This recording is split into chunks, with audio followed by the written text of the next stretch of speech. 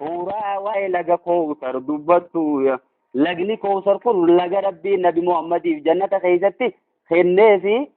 hawdii maleedhamma hawdii fi nuqu waladdeya hawdiirra isa kanaati turra guddaa mitiire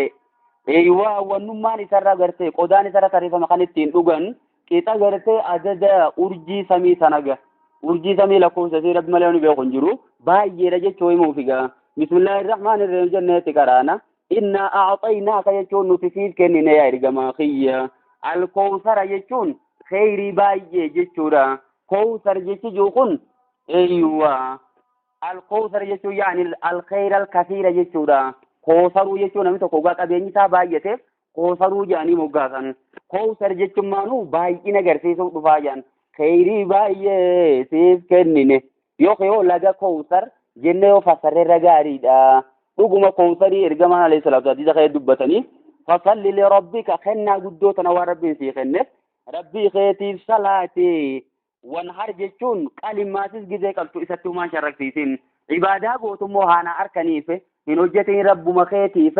salaati ikhlaasa qabaadhu jechuudha alladhiina hum yuraa'uuna sanii wajjin walitti hin deemin jechuudha faallaa sanii ta'uu qabda wanhar jechuun qaliyati udiyyaa ugaa qaltu rabbumaaf qali wanni qalanis rabbii ta'uu qabdiidha inna shaani akka jechuun inni si jibbu booda waliin salaan nagaay huwal abtar jechuun isumaatiitu hongawaadha isumaatiitu harka duwwaadha jechuu bakka kasi jibbu guyyaa qiyaamaa harki isaa duwwaa ta'e fuulduree teenya dhufuu ta'a jechuudha isiin tun eenyu keessa buute Aas ibn Waa'il keessa buute jaan Aas ibn Waa'iliititu maal jee Ibrahim moo Qaasim Duunaani Qaasim ergamaa alayhi salaatu wassalaam Duunaani maal jee kun imma ilmoon isaatu dhumte genereeshinii isa boodaaf hin jiru booda isarraa haara galfannaa bakka kun waa takka genereeshinii isa boodaaf hin jiru eege doolo jee bakka waan takka wanni isa boodaaf hin jirtu innummaan mataan kunnaan haara galfannaa jennaani sanitti rabbi maal jeen inna shaani akka namni si jibbu kuni huwal abtaru jechuun isumaati tu citaadha nama genereeshina duubaan hin qabne jechuun huwal munqaxi'u isa haqite bakka khayrii irraa cite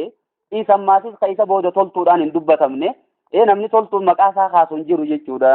abtar jechuun amma yoo jawwee taate ta eegee hin qabne jechuudha yoo beeladaa taates ta eegee hin qabne jechuudha nama keessatti hoggaa zeefne immoo nama genereeshina ilmoo isa duubaaf tun qabne jechuudha yoo isuma kanaatitu khayrii irraa cite jenna fasalli li rabbika rabbii keetii salaatiiwwan har jennaan Ali ibn Abi Xaalib qomateetiin qiblatti garagalii je'ee fassaree jedhani akka hedduu fassarama dhuguma gaa Quraanini inna shaanii akka jechuun namni si jibbu huwa labtaru isumaatiitu khayrii irraa citee jira tanaa jecha rifatin jeen imma suuraa